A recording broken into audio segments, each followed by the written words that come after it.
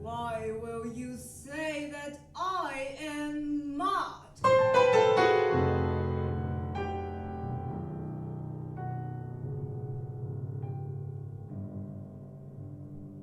This ease had sharpened my senses, not destroyed, not dull them. Above all was the sense of hearing acute.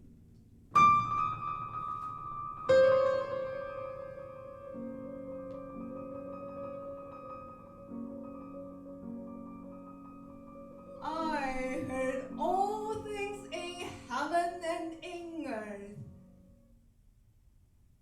I heard many things in hell. How then am I mad?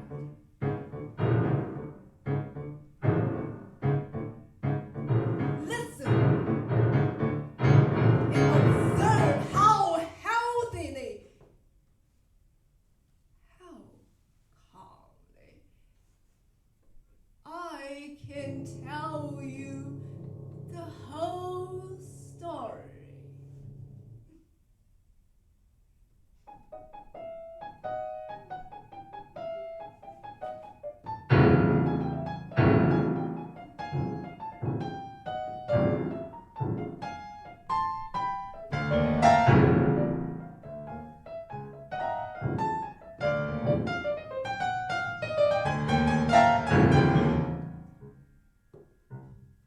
It is impossible to say how first idea entered my brain, but once conceived, it haunted me day and night.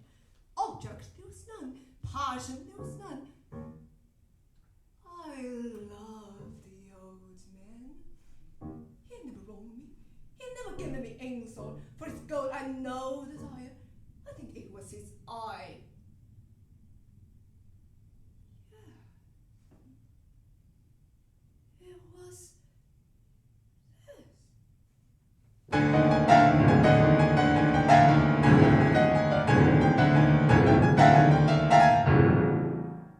He had an eye of a vulture, a pale blue eye with a film over it. Whenever it fell upon me, my blood ran cold. And so, by degrees, very gradually, I made up my mind to take the life of the old man and thus rid myself of the eye forever.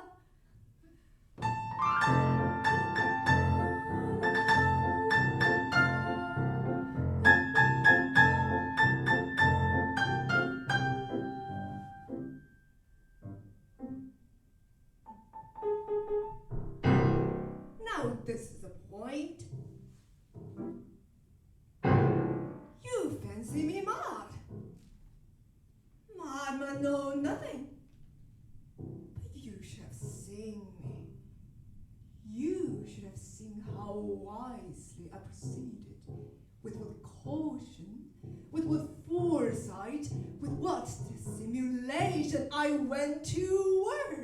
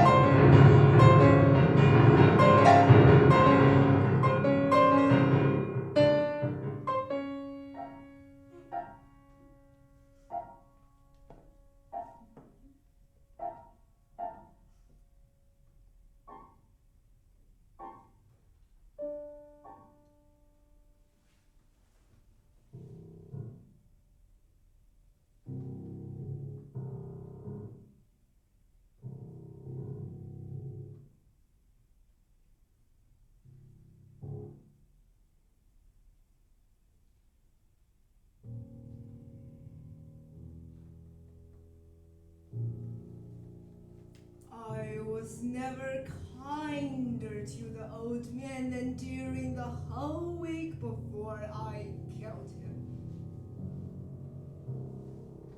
Every night,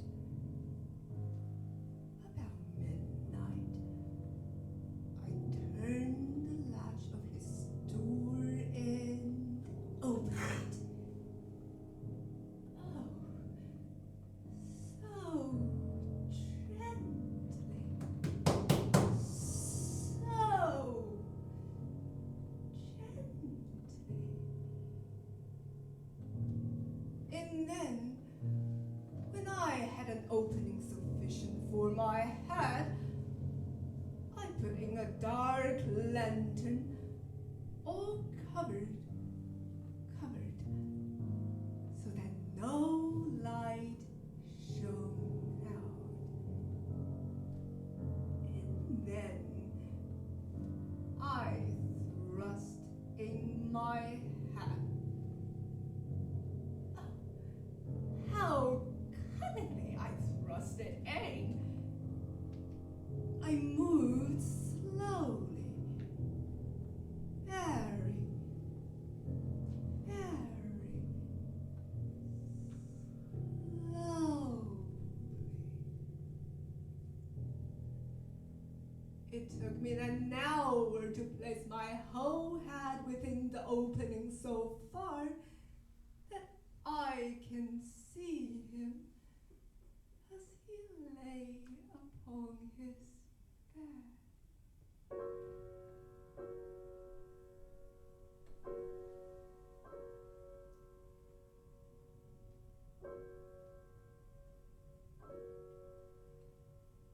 Ha! Would a mad woman be so wise as this?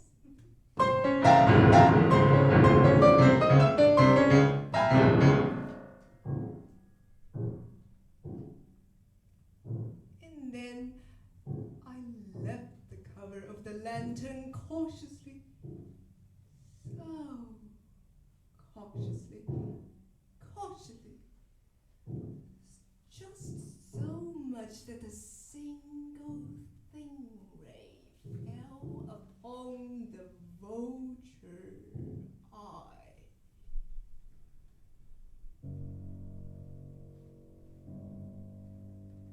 This I did for 7 long nights, every night, just at midnight. But the eye was always closed. It is impossible to do the work, for it is not the old man who vexed me, but his evil eye.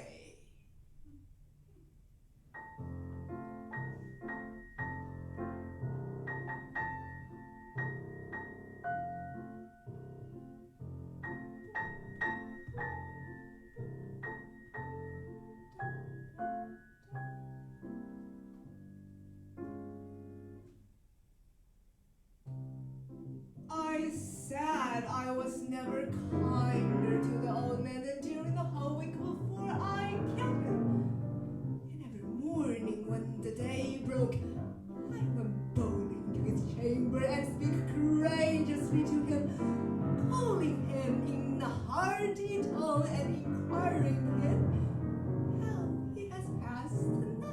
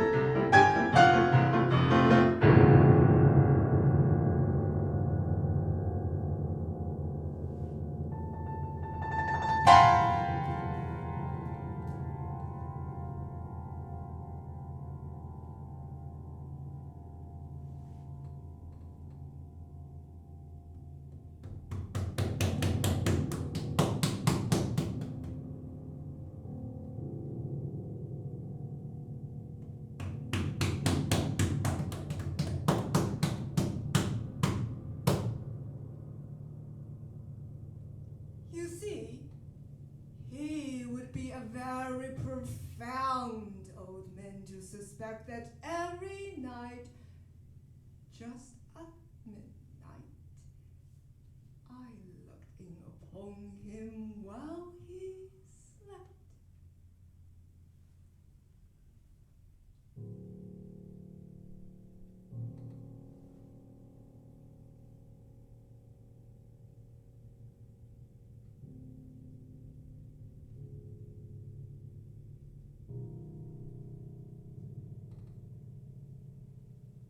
Upon this 8th night, I was more than usually cautious in opening the door.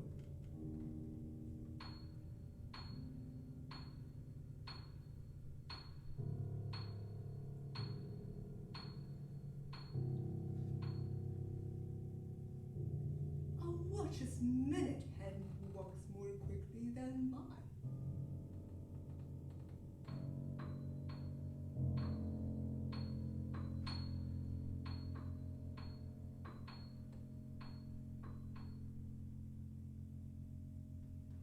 Before tonight, had I felt the extent of my powers, of my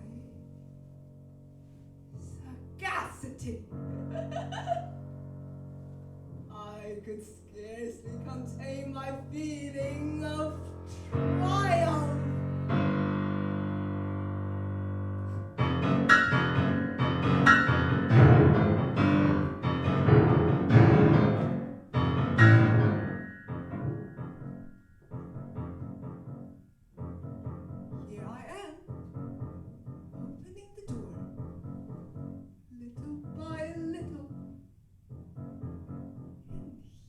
Not even to dream of my secret deeds or thoughts.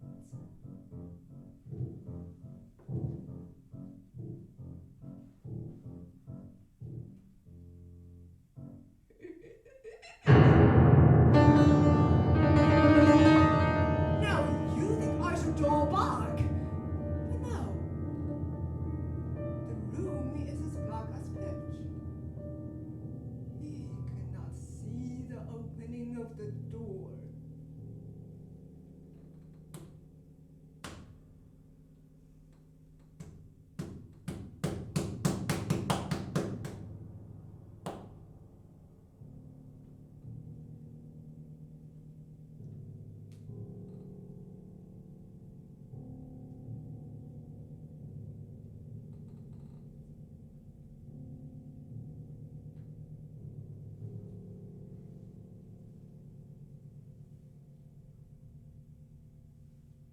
He springs up in the bed and cries out, "Who's there?"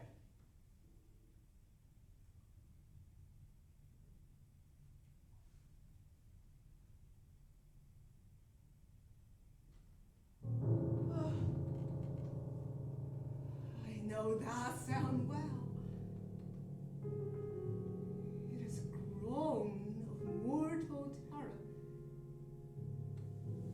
Oh, it is not a groan of pain or of grief. Oh, no. It is stifled sound that rises from the bottom of the soul when overcharged with awe.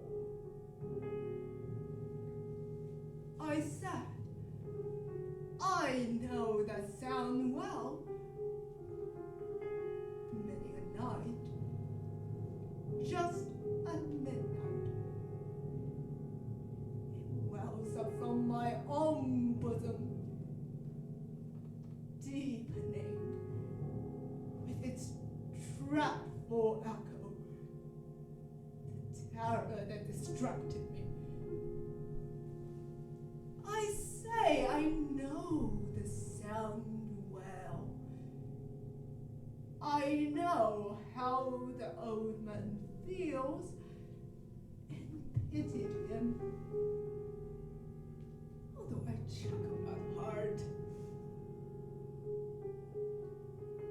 I know he has been lying awake ever since the first slight noise. His fears ever since growing up trying to fancy them costless, but could not. He has been saying to him, "It is nothing but the wind of the chimney," or "It is just a mouse crossing the floor." But he found that all in vain. All in vain.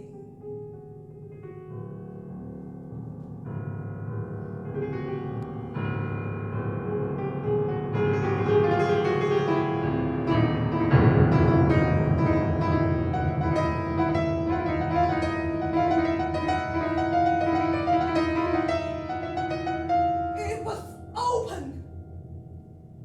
Wide, wide open. The ray fell precisely upon the damp spot.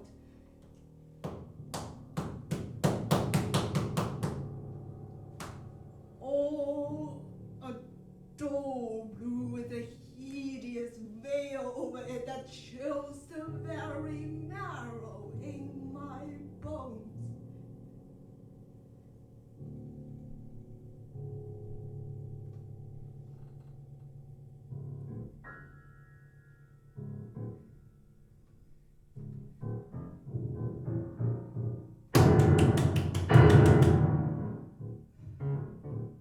Have I not told you what you mistaken for manners is but over acuteness of the senses?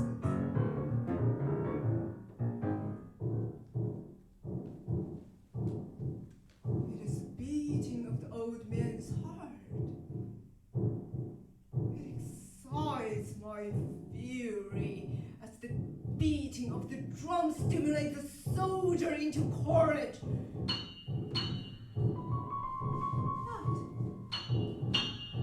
I refrain and stand still.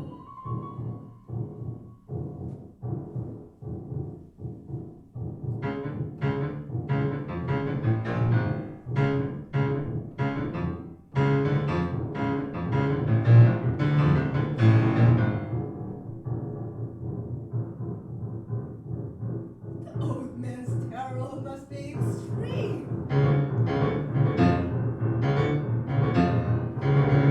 Can you hear me? I told you that I am nervous, so I am. But yet I refrain and stand still. The heart must burst.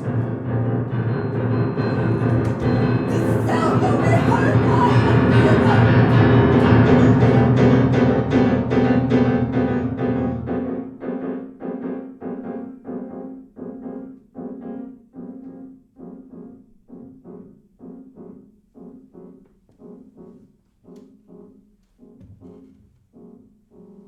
The old man is dead.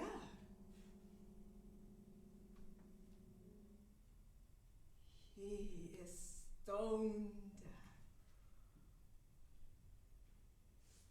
His eye would trouble me no more.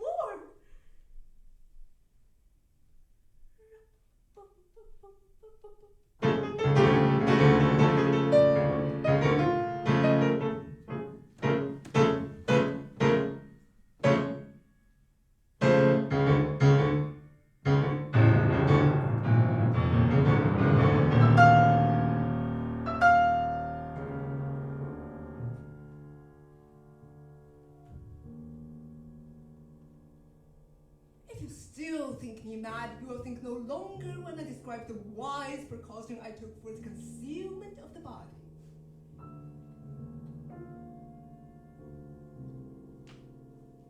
First of all, I dismembered the corpse. I cut off the head, the arms, and the legs.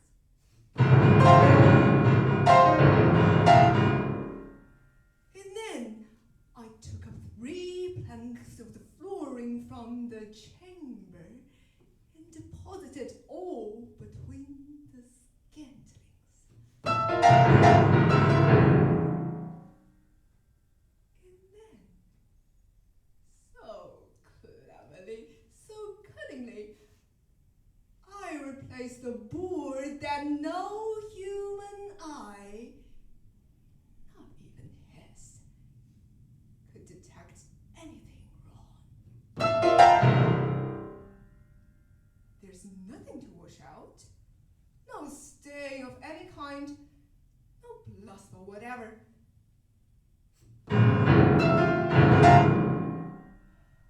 I had been too careful of that. The carpet had covered it all.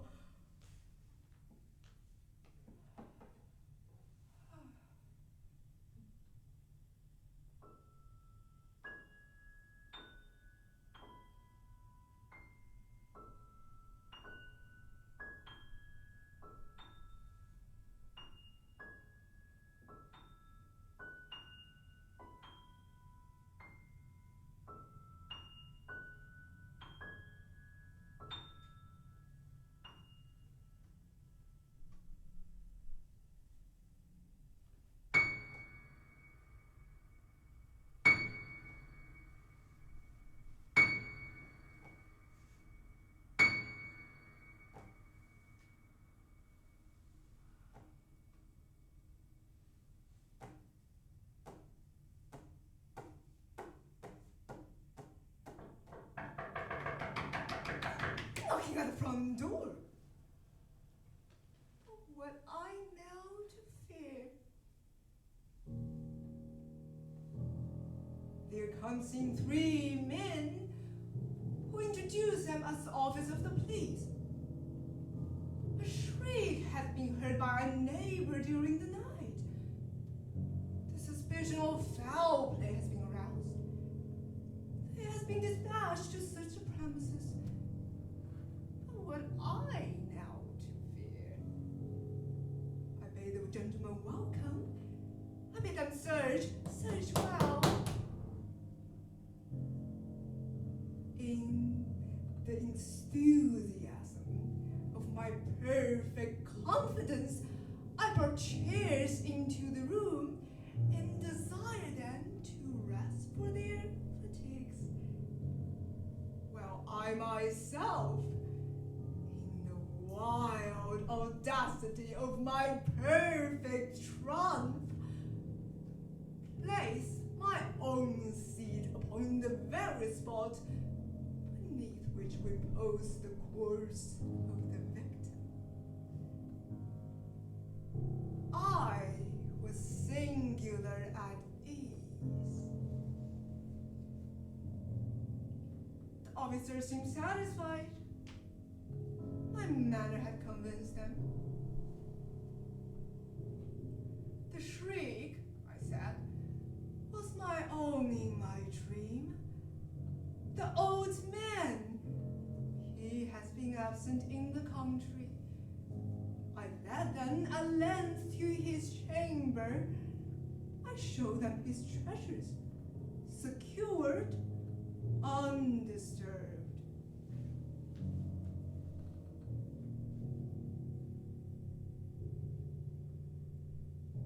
I wish them gone.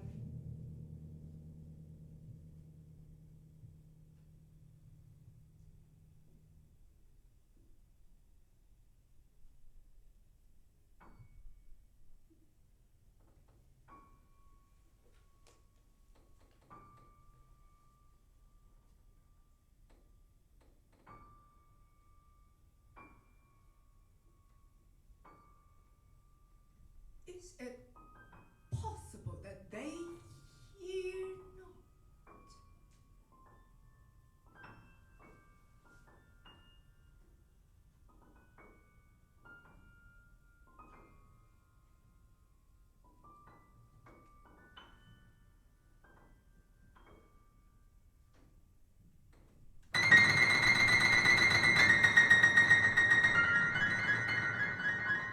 I will then not be gone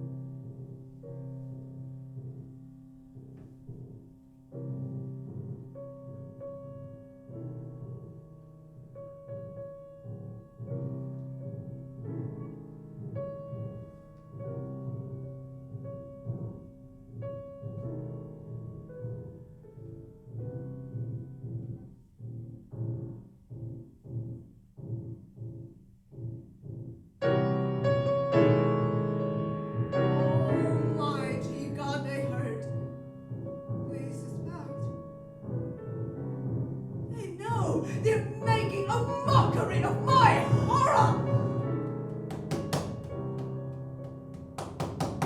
Anything would be better than this acting. Anything would be more tolerable than this ridicule.